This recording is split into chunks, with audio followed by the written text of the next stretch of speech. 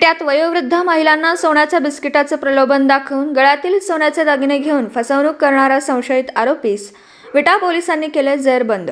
विटा जिल्ह्यातील राहणार गांधीनगर येथील संशयित पोपट रामभाऊ गायकवाड असे या संशयिताचं नाव।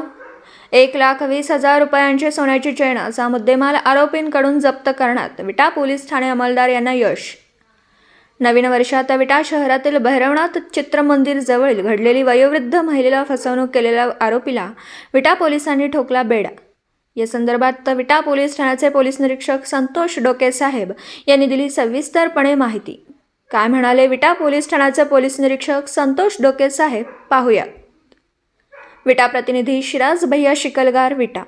दिनांक 12 डिसेंबर 2023 रोजी दुपारी 2:30 वाजण्याच्या सुमारास जुने भैरवनाथ थिएटर विटा येथे फिर्यादी शीला दगडूमाळी वय 80 वर्ष राहणार मादळमोठी तालुका खानापूर या रस्त्याने जात असताना 2 अनोळखी इसमांनी येऊन एक सोन्याचं बिस्किट दाखवून हे 6 तोळे वजनाचे आहे, हे घ्या, त्या बदल्यात तुमच्या गळ्यातील सोन्याची साखळी द्या असं सांगून फसवून त्यांच्याकडून 20 ग्रॅम वजनाची सोन्याची चेन फसवून घेऊन गेले होते। याबाबत विटा पोलीस स्टेशन येथे गुन्हा दाखल होता। या गुन्ह्याचा तपास सुरू असताना गुन्हे प्रकटीकरण पथकामधील प्रमोद साखरपे व संभाजी सोनवणे यांना त्यांच्या गोपनीय बातमीदारामार्फत माहिती मिळाली की सदरचा गुन्हा हा बीड येथील पोपट रामभाऊ गायकवाड व 58 वर्षे यांनी केलेला आहे। तर या बातमीच्या अनुषंगाने तात्काळ बीड येथे जाऊन कौशल्यपूर्ण तपास करून सापळा रचून या आरोपींना अटक केली असता त्यांना गुन्ह्याची कबुली देऊन गुन्ह्यात फसवणूक करून घेतलेला 20 ग्रॅम वजनाचा सोन्याची चेन या आरोपीकडून हस्तगत करण्यात आलेली आहे।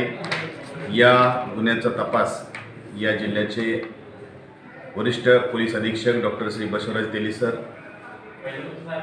अप्पर पोलीस अधीक्षक श्रीमती रितू कुकर मॅडम, उपविभागीय पोलीस अधिकारी श्रीमती पद्मा कदम मॅडम, तसेच विटा पोलीस ठाणेकडील पोलीस हवालदार उत्तम माळी, अमोल कराळे, हेमंत तांबेवाग, प्रमोद साखरपे, महेश संगपाळ, संभाजी सोनवणे, अक्षय जगदाळे, तसेच सायबर पोलीस ठाणेकडील कॅप्टन गुंडावडे, अजय पाटील, स्वप्नील नायकवडे यांनी या गुन्ह्याचा तपास केलेला आहे। या गुन्ह्यात आरोपीला अटक करून त्याची पोलीस कस्टडी रिमांड घेण्यात आलेली आहे।